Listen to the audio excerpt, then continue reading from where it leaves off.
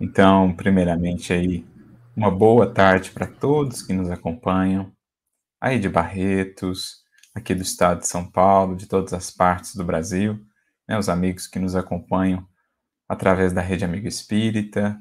Eu gostaria, na pessoa do Silvio, que é um querido amigo, de agradecer ao Centro Espírita Nosso Lar por esse convite renovado. Como ele mencionou, já tivemos a grata satisfação de participar outras vezes das atividades, né, do mês de Kardec, do mês de Chico Xavier, lá em Barretos. E aqui estamos, utilizando agora os recursos da tecnologia para aprofundar ainda mais esses laços e podermos participar desse mês comemorativo em que recordamos a figura inesquecível de Allan Kardec. Aonde quer que ele esteja agora, que receba a nossa mais profunda gratidão pelo legado de luz que ele nos deixou, trazendo-nos de volta Jesus, o Evangelho, em toda a sua grandeza, em toda a sua pujança de vida abundante, que nos cabe incorporar em nossa própria vida. Então, fico muito grato, muito honrado em poder participar e rogo ao Divino Mestre que nos abençoe, que nos inspire nesta tarde de reflexões. E nós nos propusemos, tendo em vista a proposta do mês, né, de Kardec, a refletir sobre a doutrina espírita, o valor do espiritismo em nossas vidas, no entendimento do próprio Evangelho de Jesus, nós nos propusemos por meio de uma passagem, do estudo de uma determinada fala de Jesus, nós nos propusemos a analisar, a compreender, a tentar alcançar toda a dimensão do Espiritismo enquanto Consolador prometido, cumprindo a tarefa sobre a qual Jesus mesmo falou quando nos prometeu o Consolador, a tarefa do Consolador de relembrar as suas lições, de explicá-las, de ampliá-las, enfim. Então nós vamos buscar, a partir dessa passagem que vamos estudar, que vamos analisar, entender como o Espiritismo é, de fato, essa chave que nos abre os cofres com tesouros inesgotáveis do Evangelho do Cristo. Como Kardec mesmo define, lá na introdução de O Evangelho segundo o Espiritismo, a nos dizer que o Espiritismo é essa chave que nos dá esse acesso a todo um universo luminoso de reflexões com o Cristo. E a passagem que nos orientará as reflexões nesta tarde é uma passagem muito simbólica, que representa até um desafio de interpretação, de entendimento.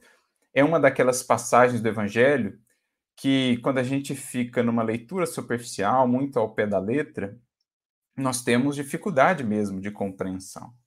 Parece-nos assim muito hermética, inabordável, ou mesmo sem sentido, se fixamos-nos apenas numa leitura muito literal do texto. E aí é que a gente vê o papel da doutrina espírita em nos auxiliando, em nos trazendo recursos para que a gente consiga ir interpretando o aspecto simbólico, extraindo o espírito da letra, como dizia o apóstolo Paulo, porque é isso que de fato nos interessa, né? A letra mata, mas o espírito vivifica, diz Paulo. Isto é, se nos prendemos na letra, ficamos estagnados. Não há ganho de vida espiritual, de entendimento, de compreensão, de luz. Mas se conseguimos acessar o espírito, então ele vivifica o nosso ser, traz-nos novos horizontes, mais luz para o caminho, mais sensibilidade para o coração. É isso que nós buscamos essencialmente no estudo do Evangelho. E para tanto, nós vamos recorrer aqui a uma série de textos, de contributos de outros espíritos, para podermos acessar o sentido espiritual do texto a que nos propomos estudar. A gente vai recorrer a Emmanuel, a Irmão X, a uma mensagem de um espírito que se encontra na Revista Espírita. Vamos juntando essas várias pérolas que vamos então compor, vamos reunir num colar de pérolas. adotando aqui um método de estudo, de interpretação das Escrituras, do Evangelho, método que era muito comum na tradição judaica, utilizado pelos sábios do judaísmo, chamado de harizá, que tinha justamente esse significado, um colar de pérolas, quando, para entender determinado texto, por exemplo, das Escrituras, eles iam colhendo essas pérolas em outros livros das Escrituras, dentro do que nós chamamos, né, ali do Antigo Testamento, eles iam colhendo várias e várias pérolas, iam compondo um colar de pérolas que explicava, que auxiliava na compreensão do texto em análise. E é isso, de certo modo, que nós vamos fazer aqui, recorrendo à vasta e à riquíssima literatura espírita para podermos penetrar nesse sentido de uma passagem aparentemente muito difícil de compreender. E qual é essa passagem, portanto, que nos inspira, que nos motiva a reflexão nessa tarde? Ela encontra-se num conhecido sermão de Jesus. Lá no capítulo 24 de Mateus, nós temos o chamado sermão profético, que se encontra também com ligeiras modificações nos demais evangelhos sinóticos, mas lá no capítulo 24 de Mateus, nós temos então esse que é chamado sermão profético, em que Jesus nos, digamos assim, desvela um pouco dos horizontes do porvir da humanidade terrestre. Esse espírito puro que é, que era e que é, Jesus naturalmente consegue abarcar horizontes muito mais amplos no espaço e no tempo. E assim nos trouxe, de maneira simbólica, de maneira metafórica, alguns dos desdobramentos futuros no processo evolutivo da humanidade terrestre. É algo que nós entendemos a partir da doutrina espírita, Kardec, inclusive, no capítulo 17 do livro A Gênese, faz todo um estudo ali sobre a chamada presciência, né, a teoria da presciência, como determinados espíritos conseguem divisar alguns acontecimentos futuros, que eles trarão muitas vezes de maneira simbólica, sem especificar muito definidamente, de maneira definida, datas e tal, porque, na verdade, eles conseguem vislumbrar mais o desenrolar das coisas. Os momentos, as datas específicas, isso depende muito do exercício, né, do livre-arbítrio humano, dos indivíduos, da humanidade como um todo, mas eles conseguem vislumbrar como alguém que, estando numa montanha, consegue divisar mais à frente no caminho.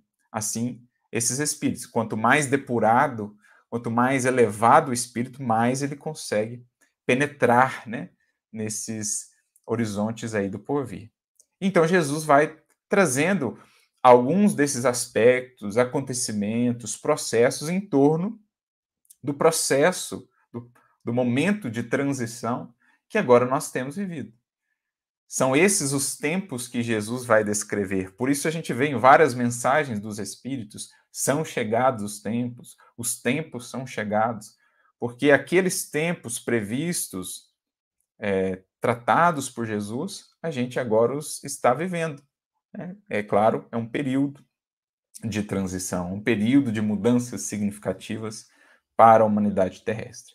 Então, por isso que ele se chama sermão profético. E é muito interessante o texto, né, quase que o capítulo inteiro ali, e Jesus traz, como eu já mencionei, falas de um teor mais simbólico, mas com as chaves espíritas a gente vai buscando penetrar nelas, e hoje nós vamos nos deter mais especificamente num trechinho desse sermão profético. Trechinho que se encontra dos versículos 29 a 31. Então, mais uma vez, Mateus capítulo 24, versículos 29 a 31. Vou lê-los aqui, só para que a gente possa entender do que estamos tratando e o desafio aí de compreensão do texto. Aqui leio a tradução de João Ferreira de Almeida, né, revista e atualizada, em que ele diz: E logo depois da aflição daqueles dias, o sol escurecerá, e a lua não dará sua luz, e as estrelas cairão do céu, e as potências dos céus serão abaladas. A gente já fica assim, mas como assim? O sol escurecerá, a lua vai se apagar, e as estrelas vão cair do céu, serão cometas aí, como é que é isso, né? É um cataclisma, as potências dos céus serão abaladas. Então aparecerá no céu o sinal do Filho do Homem, e todas as tribos da terra se lamentarão e verão o Filho do Homem vindo sobre as nuvens do céu, com poder e grande glória. E ele enviará os seus anjos com rijo clamor de trombeta, os quais ajuntarão os seus escolhidos desde os quatro ventos, de uma a outra extremidade dos céus. Então, como a gente percebe, é um texto profundamente desafiador, especialmente para nós, hoje, compreendendo a doutrina espírita, que vamos entendendo que Deus opera sempre por meio de leis naturais. O Espiritismo explica-nos os chamados milagres e, mais do que isso, mostra-nos que Deus, para afirmar o seu poder, não precisa recorrer a esses milagres, aos ditos milagres. Existe sim o milagre no sentido de algo muito belo, grandioso, perfeito que Deus fez, mas não no sentido de derrogação das suas próprias leis. Então, a gente fica a pensar, será que Deus ou Jesus, para se manifestarem, para marcarem esse momento de mudança, seria necessário, então, fazer todos esses processos que fogem, assim, às leis naturais, apagar o sol, a lua, então, deixar de ter a sua luz, as estrelas caindo, mas nós sabemos que as estrelas estão lá tão distantes, como elas podem cair aqui na Terra?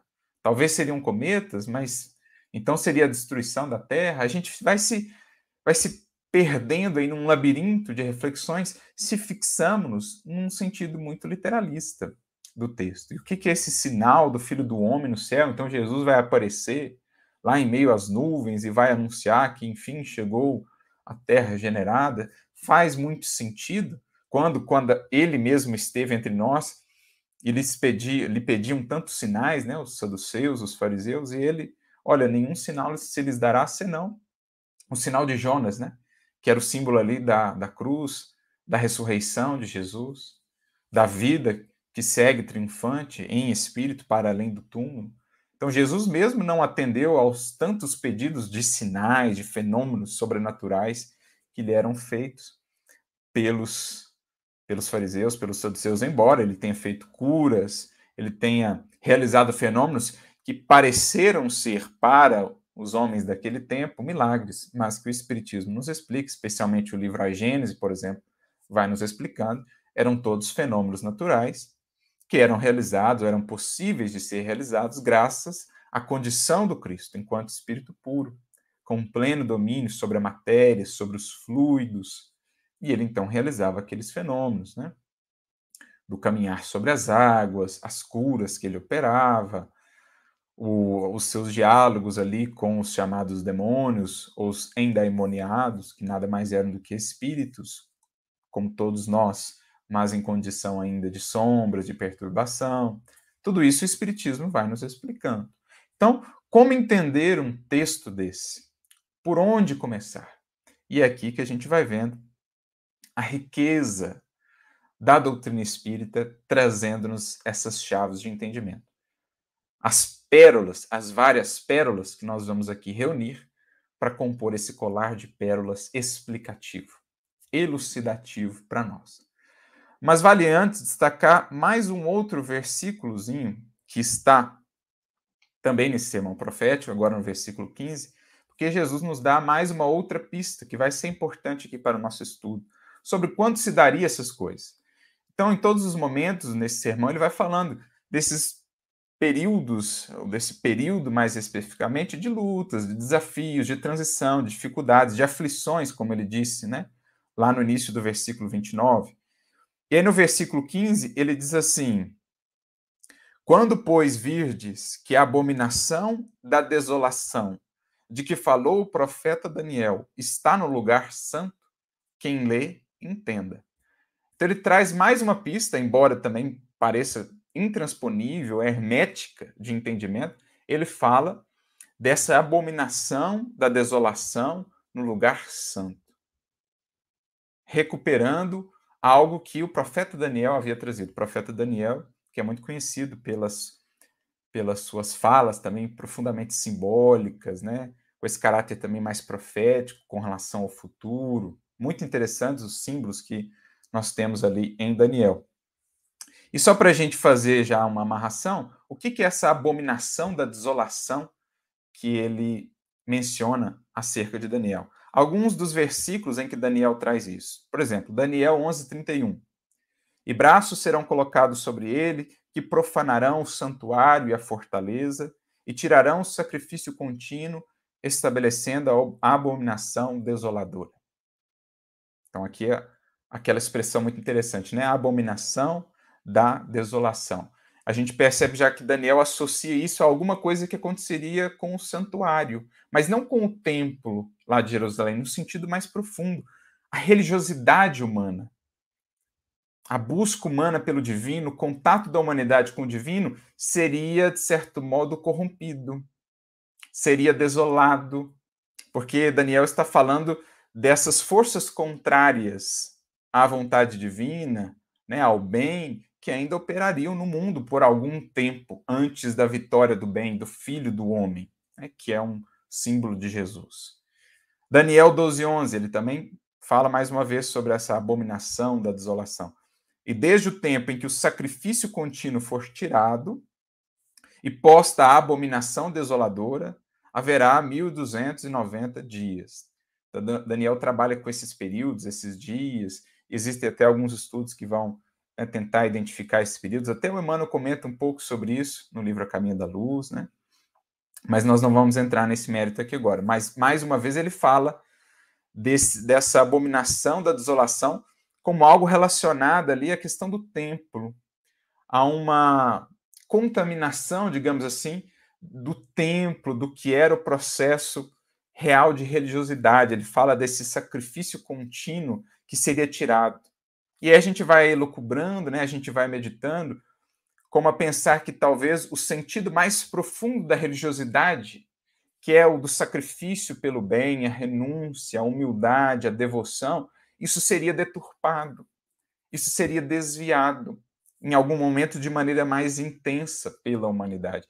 Talvez seja a isso que Daniel faça referência e também Jesus. Então, só para a gente entender o que é essa abominação da desolação que ocuparia o lugar santo, como diz Jesus, ou seja, onde a humanidade deveria mais aprofundar essa relação de comunhão com o que é sagrado, com o que é divino, até ali nós, digamos, imiscuiríamos, inseriríamos ali os aspectos do nosso egoísmo, do nosso orgulho, contaminando, corrompendo mesmo essas expressões mais sagradas da humanidade.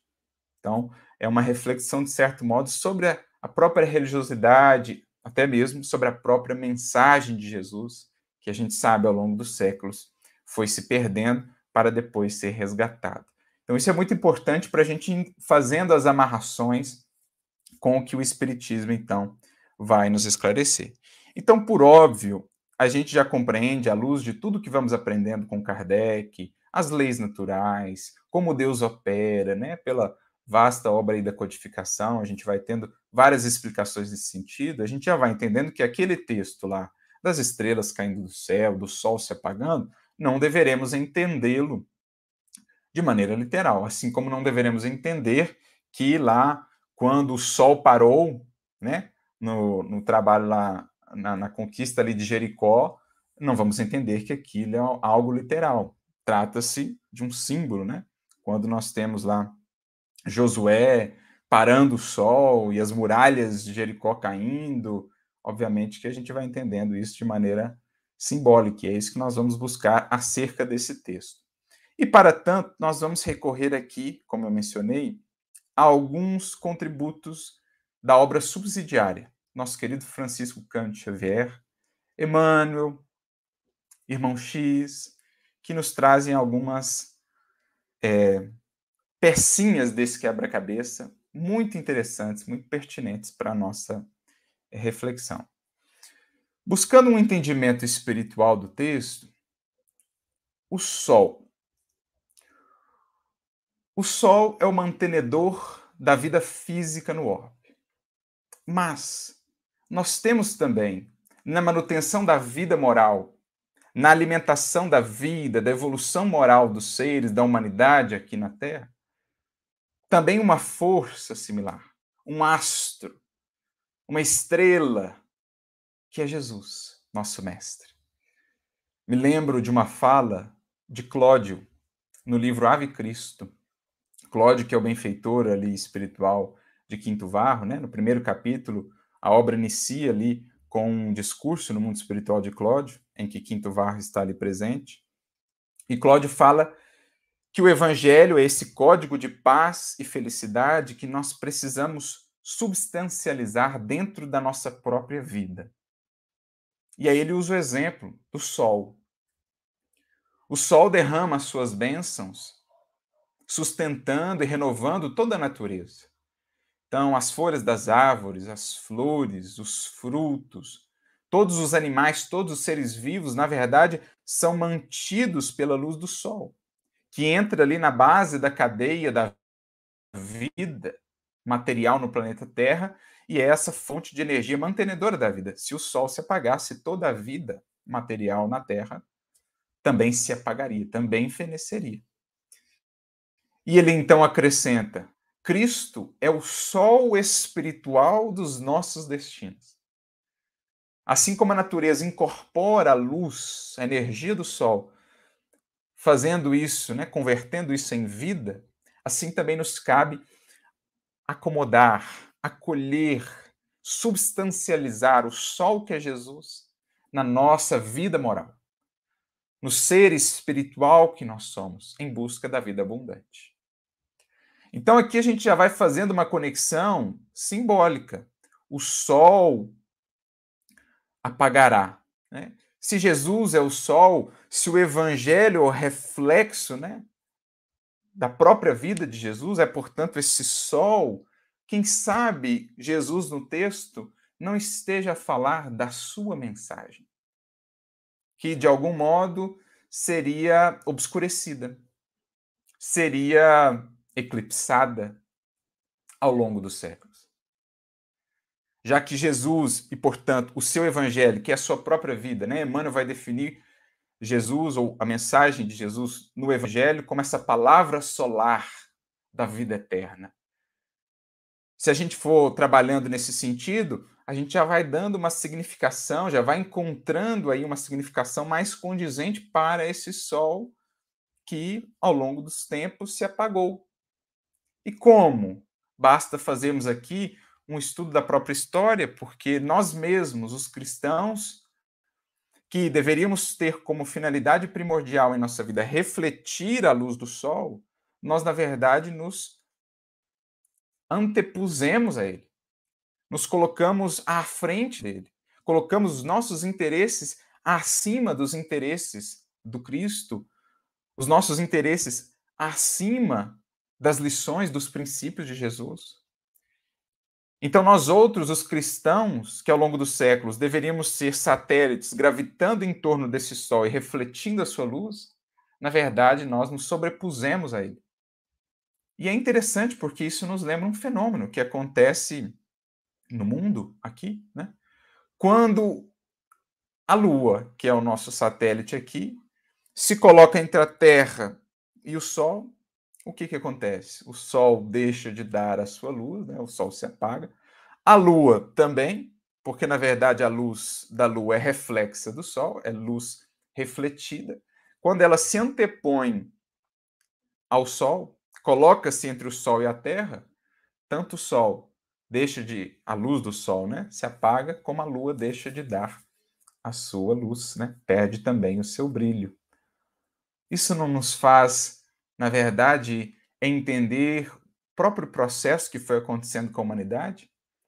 Nós, os cristãos, a representarmos aí essa lua, esse satélite que deveria gravitar em torno da luz solar e refleti-la para a Terra, para o mundo, na verdade, nos colocamos à frente dele, bloqueando a luz de Jesus, que foi soterrada com os nossos equívocos, os nossos interesses, as nossas disputas políticas, monetárias, belicosas do mundo, muitas vezes em nome do Evangelho. Nós nos colocamos à frente disso, bloqueamos a luz do sol, porque até mesmo a mensagem de Jesus, ficou por muitos séculos inacessível ao vulgo, à multidão. Só alguns poucos tinham acesso a ela. Até não muito tempo atrás, Eurípides mesmo, só veio a ter acesso ao evangelho porque era muito amigo do padre lá de Sacramento, porque demonstrava um tremendo interesse no estudo, mas isso não era de acesso às multidões. Começa-se a mudar isso com o esforço ali de Lutero, popularizando, né, a mensagem do evangelho, da Bíblia, em uma linguagem mais popular, com as traduções que ele fez, com o esforço da reforma, de abrir novos horizontes, preparando mais tarde o trabalho de Allan Kardec, o trabalho da doutrina espírita. Então a gente já começa a entender esse sentido do sol apagando-se, na verdade, porque a lua colocou-se à frente do sol. Os que deveriam refletir a luz solar de Jesus, na verdade, nos colocamos acima dele, soterramos os princípios mais nobres, mais sublimes do Evangelho, com todo o entulho dos nossos interesses mesquinhos, menos dignos, e assim construímos todo um castelo teórico e teológico muito distanciado da simplicidade e da pureza do Evangelho de Jesus. Olha como é interessante, quando a gente vai pensando esse sol como sendo Jesus, o Evangelho como sendo a palavra solar da vida eterna, portanto, a mensagem de Jesus que foi sendo encoberta ao longo dos séculos por nós, os que deveríamos justamente ter a tarefa de refletir. Será que isso faz sentido? Vamos recorrer aqui a alguns textos. Emmanuel nos traz uma fala muito interessante de Jesus mesmo, que está no livro Há 2000 anos, na segunda parte da obra, no capítulo 6, Alvoradas do Reino do Senhor. Há um momento em que os mártires, aqueles primeiros mártires, dentre eles Lívia, são recebidos no mundo espiritual por Jesus. Aqueles primeiros que deram as suas vidas em holocausto ali no circo romano. Jesus os recebe em espírito ali, pessoalmente, e ele traz uma fala muito interessante, muito simbólica, que é, de certo modo, complementar e explicativa do sermão profético, que está lá no Evangelho, que a gente mencionou, Mateus 24. E aí separei aqui alguns trechinhos para a gente meditar.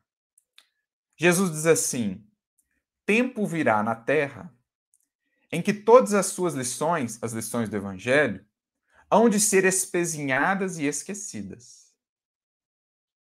Depois de longa era de sacrifícios para consolidar-se nas almas, a doutrina da redenção será chamada a esclarecer o governo transitório dos povos. Mas o orgulho e a ambição, o despotismo e a crueldade hão de reviver os abusos nefandos de sua liberdade. Lembra do termo lá de Daniel? Abominação da desolação, que haveria de invadir os lugares santos. O culto antigo, com as suas ruínas pomposas, buscará restaurar os templos abomináveis, abominação da desolação, do bezerro de ouro. Não é interessante isso aqui? Jesus ele está, de certo modo, explicando um pouco o próprio sermão profético que ele nos trouxe lá atrás.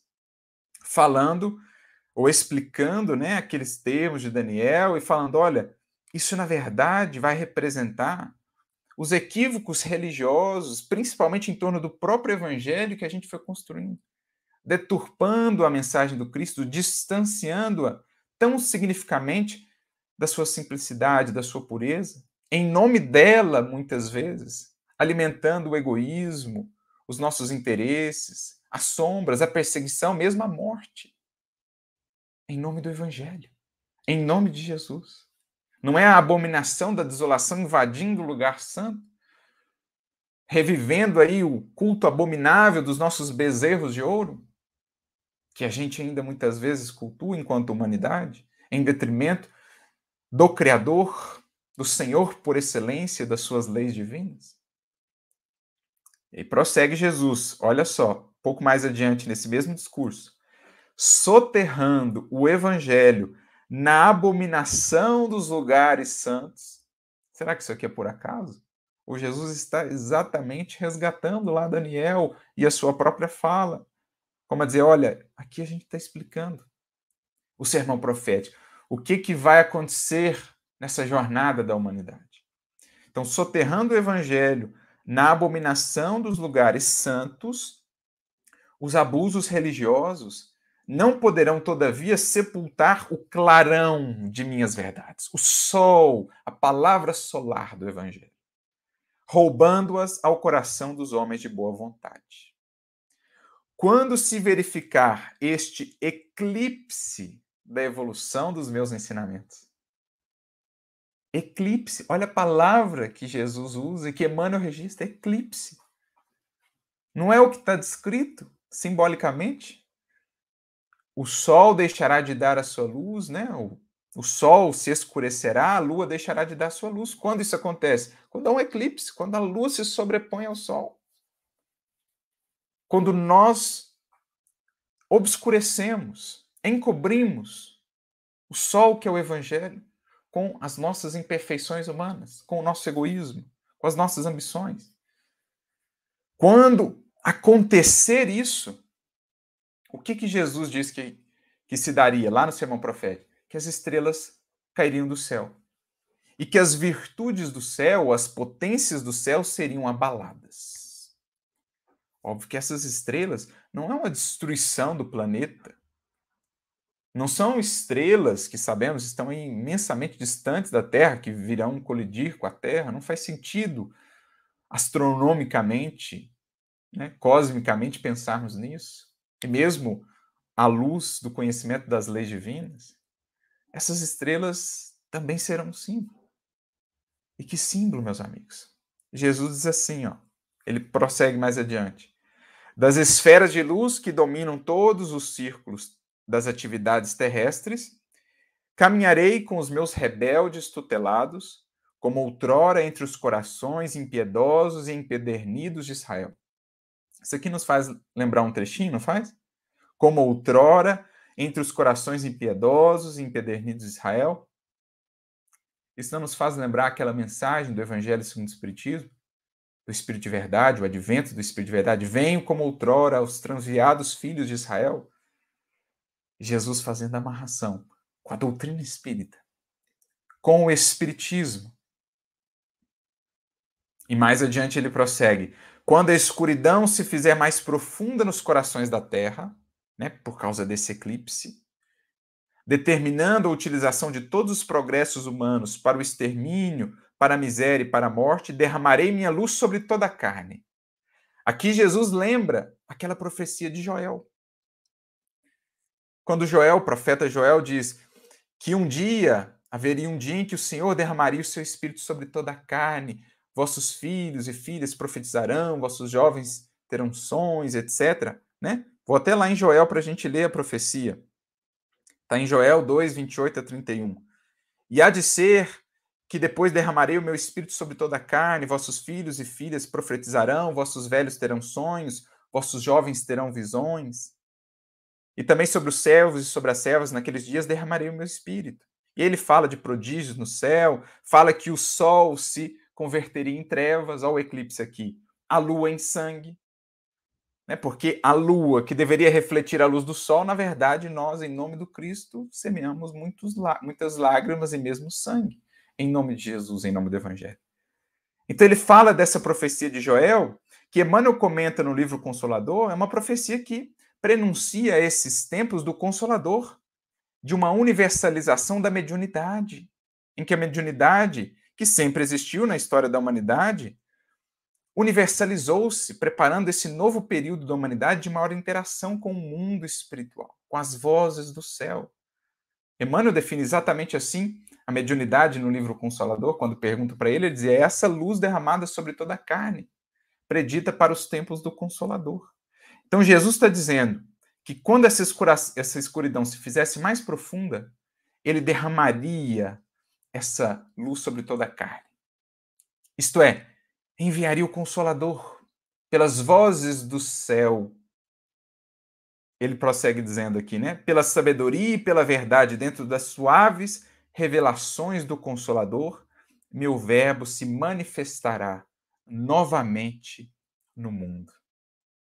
Sim, amados meus, porque o dia chegará no qual todas as mentiras humanas hão de ser confundidas pela claridade das revelações do céu. quando se desse esse eclipse espiritual, quando o sol se escurecesse, a lua não desse mais o seu brilho, as estrelas cairiam do céu. A luz do Cristo, a luz do Senhor se derramaria sobre toda a carne. As portas da interação entre o mundo dos encarnados e do desencarnado seriam escancaradas. Seriam os tempos do Consolador. Como não nos recordarmos aqui, meus amigos, daquele texto tão belo e tão representativo que nós encontramos no Evangelho segundo o Espiritismo, logo ao prefácio. Olha que o Espírito de verdade, o próprio Mestre, nos diz: os Espíritos do Senhor, que são as virtudes dos céus, como um imenso exército que se movimenta desde que dele recebeu o comando do Senhor, né, de Deus representado na terra por Jesus, que é o governador espiritual do orbe, espalham-se sobre toda a superfície da terra, semelhantes às estrelas cadentes, olha as estrelas caindo do céu, vêm iluminar o caminho e abrir os olhos aos cegos. Percebemos a grandeza, a beleza do símbolo que o Espiritismo vai nos ajudando a entender? Jesus disse outrora, quando se desse esse eclipse espiritual, as estrelas cairiam do céu e as potências ou as virtudes do céu seriam abaladas, ou seja, seriam movimentadas. Olha aqui que o Espírito de verdade diz.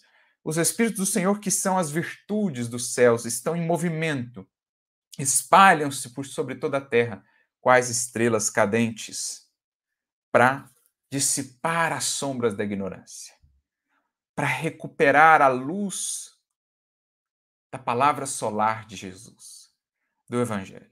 Como disse lá Jesus, na fala do livro Há 2000 anos aos mártires. Meu verbo se manifestará novamente no mundo, pelas revelações do Consolador. Todas as mentiras humanas haverão de ser confundidas pela claridade das revelações do céu. Olha o que o Espírito de Verdade segue dizendo. Eu vos digo em verdade que são chegados os tempos em que todas as coisas devem ser restabelecidas em seu sentido verdadeiro, para dissipar as trevas, confundir os orgulhosos e glorificar os justos. Exatamente o que nos está sendo dito aqui por Jesus, no livro Há 2000 anos, e lá no sermão profético, quando bem interpretado. As grandes vozes do céu ressoam como o som da trombeta. Você lembra lá que Jesus, vocês lembram que Jesus disse lá, falou que a trombeta dos anjos, né, reuniriam ali os escolhidos de uma outra extremidade dos céus e tal. Então, as grandes vozes do céu ressoam, como o som da trombeta, e os coros dos anjos se reúnem. Homens, nós vos convidamos ao concerto divino. Que vossas mãos tomem a lira, que vossas vozes se unam, e que num hino sagrado se estendam e vibrem de uma extremidade à outra do universo. Homens, irmãos a quem amamos, estamos junto de vós. Amai-vos também uns aos outros e dizei do fundo do vosso coração, fazendo as vontades do Pai que está no céu, Senhor, Senhor, e podereis entrar no reino dos céus. Não é fascinante, amigos? Essa chave espírita de entendimento? Mas tem mais. Vamos aqui a um outro texto que se encontra agora na Revista Espírita, de fevereiro de 1868, uma mensagem do espírito Dupuy, bispo de Argel. E nos interessa aqui o título e um trechinho dela. O título já diz por si mesmo. O título é As Estrelas Cairão do Céu. E aí há um parágrafo em que Dupuy nos diz o seguinte: a aurora esplêndida de um novo dia, ou de um dia novo, o Espiritismo vem iluminar os homens. Recuperar aquela luz do sol que havia sido perdida, que havia sido obscurecida. Os clarões mais fortes já aparecem no horizonte. Os espíritos das trevas, vendo que seu império vai desmoronar, são vítimas de raivas impotentes e já põem sua última energia em complôs infernais. Né? Todos os esforços ainda da sombra tentando resistir, mas a luz é inevitável, a aurora é invencível. O anjo radioso do progresso já estende suas brancas asas coloridas. E olha agora, as virtudes dos céus já se abalam, e as estrelas caem de sua abóboda, as estrelas caem de sua abóboda, mas transformadas em puros espíritos, que vêm, como anuncia a Escritura em linguagem figurada, proclamar sobre as ruínas do velho mundo o advento do Filho do Homem. Então, quando fala do sinal do Filho do Homem, né, que viria lá sobre as nuvens, que viria no céu, na verdade, aquilo é uma expressão simbólica do resgate da mensagem de Jesus e do nosso próprio entendimento acerca de Jesus, da natureza do Cristo. Nós, ao longo dos séculos, o fomos entendendo como o próprio Deus, mas, na verdade, a doutrina espírita nos mostra ele como representante da divindade, o Espírito mais puro. Mas, irmão nosso, Espírito como nós, que percorreu a longa jornada da evolução e vem agora compartilhar sua experiência. Como diria Paulo, o primogênito de muitos irmãos que vem estender as mãos aos irmãos mais novos. Então, o Filho do Homem vindo lá no céu é uma representação desse resgate da mensagem, da figura do Cristo, que será então elemento norteador para a construção da nova humanidade. Sobre as ruínas do velho mundo, a construção do novo mundo, da nova humanidade ou da nova Jerusalém, como é o símbolo lá do livro de Apocalipse. O próprio Kardec, ao comentar essa passagem, né, do sermão profético no livro A Gênesis, lá no capítulo 17, em que ele trata das predições, no item 56, ele comenta que por detrás de todos esses símbolos, né, do sol, das estrelas e tal, há uma mensagem profunda, que é, primeiro, as lutas do processo da transição, que a gente vê descritas por Jesus no sermão profético, essas dores do parto, as dificuldades, as aflições. Mas depois, o resgate do evangelho, da mensagem de Jesus em toda a sua pureza e a construção da nova humanidade nessas bases morais.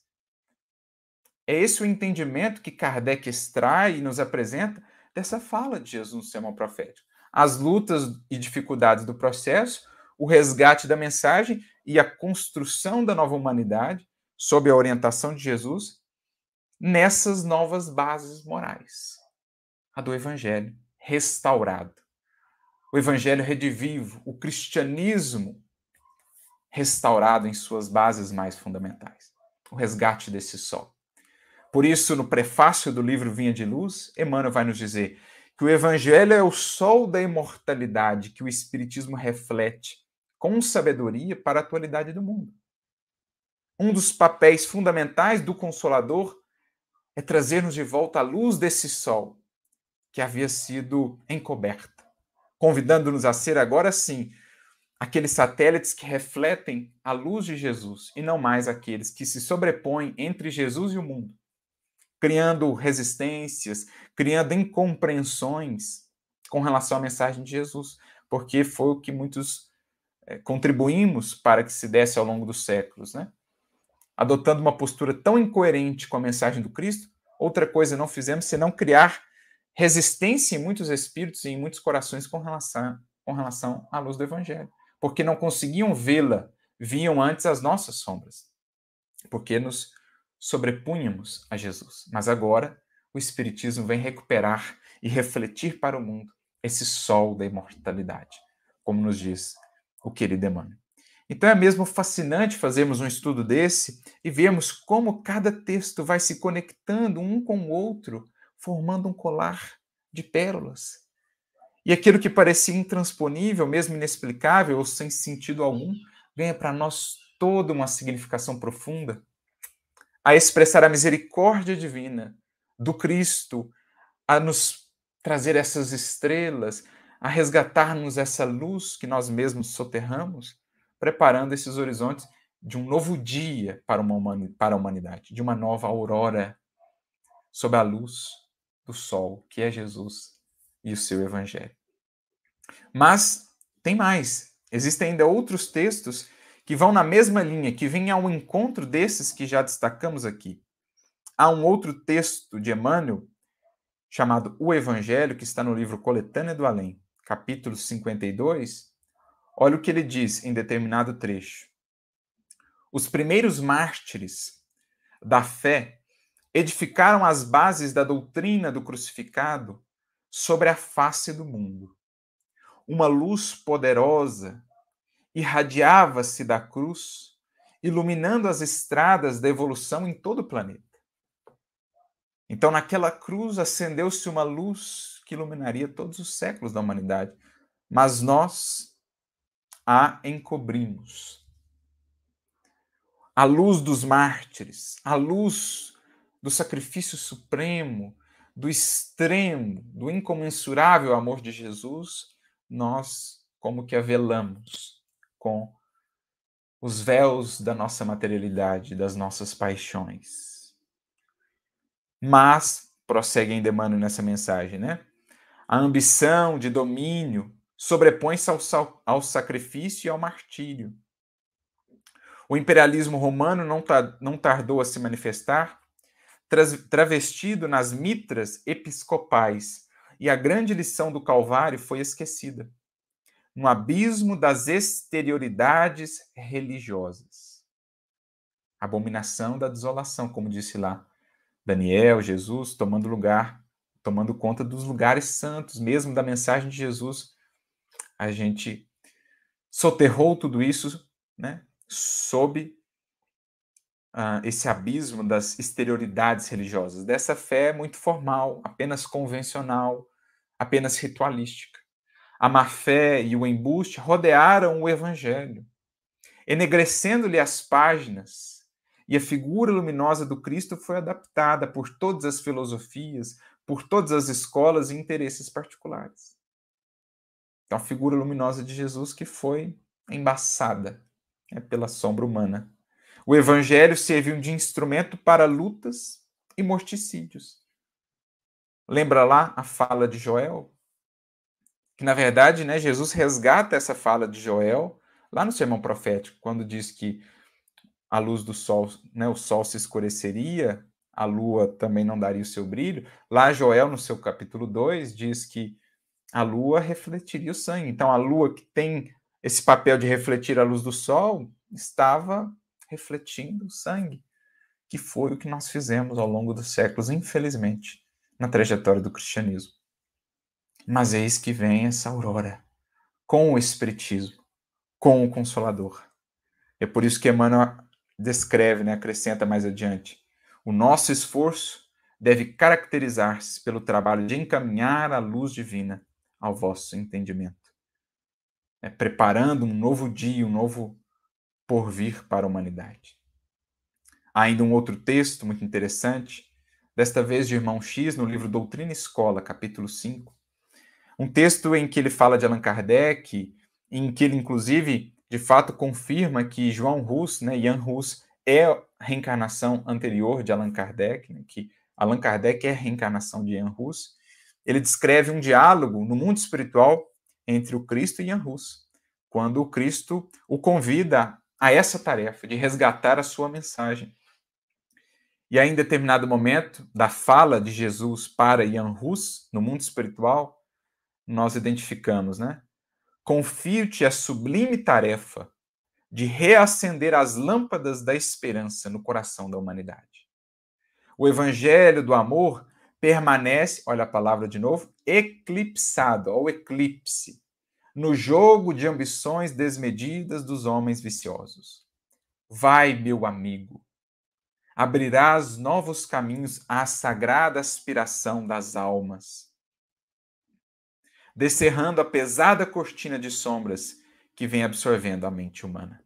De novo, a mesma palavra eclipse, e aqui nós podemos entender melhor a grandiosidade da tarefa que foi conferida a esse espírito tão fiel, a esse apóstolo de fato, que foi Allan Kardec e Jan Hus, que veio dar seguimento, né, a uma tarefa que ele havia iniciado lá atrás. Como Jan Hus, ele foi precursor da reforma, precursor do trabalho de Lutero, por exemplo, de Calvino, que, de certo modo, puderam, primeiramente, começar a abrir, trazer de volta a mensagem de Jesus, que era tão inacessível ali na Idade Média, pelas traduções que fizeram, pelo resgate dos textos e tudo mais, puderam começar o processo de resgate, primeiro da letra do evangelho para depois do sentido espiritual.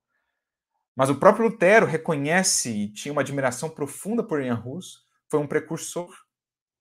Ian Hus que foi inclusive queimado no Concílio de Constança e que volta depois na figura de Allan Kardec. Então antes ele trabalha primeiramente para questionar os abusos religiosos, a simonia, né, a venda de indulgências, uma série de coisas. Lutero dá prosseguimento a esse trabalho, depois volta Allan Kardec para resgatar agora o sentido espiritual do evangelho. Primeiro, resgatar a própria letra do evangelho, e depois ele volta para dar continuidade com o auxílio dos espíritos, resgatando o sentido espiritual. Ainda no mesmo livro, Doutrina e Escola, agora no capítulo 9, de novo o irmão X tem uma mensagem falando do centenário do Espiritismo, né, em 1957, pelo centenário aí do Livro dos Espíritos, e aí há um trechinho que ele menciona desde o eclipse do evangelho no culto exterior. Então o evangelho foi eclipsado numa religiosidade que era muito culto exterior, formalismo, convenção, interesses humanos. Então, desde esse eclipse, anuviou-se o roteiro da morte na marcha da civilização. Então, nossa compreensão do além, das coisas mais transcendentes, ficou prejudicada porque a gente se perdeu muito nessa exterioridade. E aí, mais adiante, ele diz: com a luz do Espiritismo, porém, vigoroso clarão varre o domínio das trevas, né, as estrelas cadentes. Sublimes revelações banham as praias do sem-fim. O homem retoma o cristianismo libertador. O homem retoma o cristianismo libertador. No planeta amanhece um novo dia, ele dirá mais adiante, reaparecendo o vulto excelso de Jesus à frente da humanidade, comandando-lhe a jornada regeneradora no rumo da ascensão. Então, olha que bonito. Né? É o que está dito por Jesus. O sinal do Filho do Homem, né, vindo entre as nuvens no céu, na verdade é o resgate de Jesus, da figura do Cristo e da sua mensagem no mais alto do nosso ser, lá no céu da nossa consciência, nas nuvens dos pensamentos mais elevados. É a figura de Jesus que passa novamente a ocupar esse lugar que lhe é devido, o sol do Cristo, a nortear e alimentar esse novo período, essa nova etapa da humanidade terrestre, tendo em Allan Kardec, como define Emmanuel, o apóstolo da renovação humana, que, amparado pelos espíritos, vem descerrar para a humanidade terrestre novamente a palavra solar de Jesus, o cristianismo restaurado, o cristianismo libertador.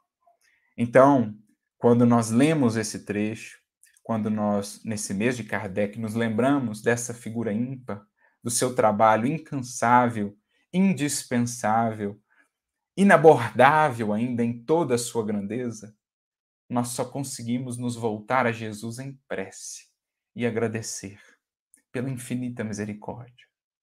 Destinada a nós mesmos, muitos de nós que hoje laboramos na seara espírita, que estivemos lá envolvidos, com tremenda responsabilidade, na deturpação da mensagem do Cristo, nessa abominação da desolação, mas que graças à infinita misericórdia que nos dá a possibilidade de renovação, de reparação, aqui estamos, envoltos, iluminados por essa constelação de estrelas cadentes, os espíritos que vieram ter conosco por meio do trabalho de Kardec, depois que encarnaram entre nós Eurípides Barçanufo, Bezerra de Menezes, Chico Xavier e tantos outros, parte dessa constelação, parte dessa falange imensa que vem acendendo novos clarões para a noite humana, restabelecendo nos corações a fé e a esperança.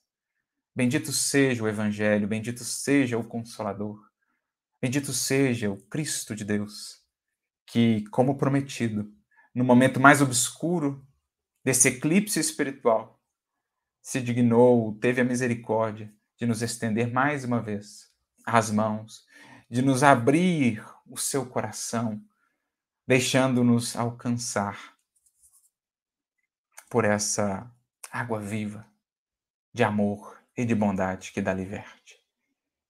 Nós que nos encontramos na seara espírita, nas fileiras do Consolador, que saibamos meditar na grandeza desse amor, que mesmo quando mais fundo havíamos descido, quanto mais escuro havíamos tornado o nosso caminho, o nosso caminhar, pôde acender, na noite de nossa ignorância e de nossas paixões, as estrelas cadentes, a mensagem do Consolador.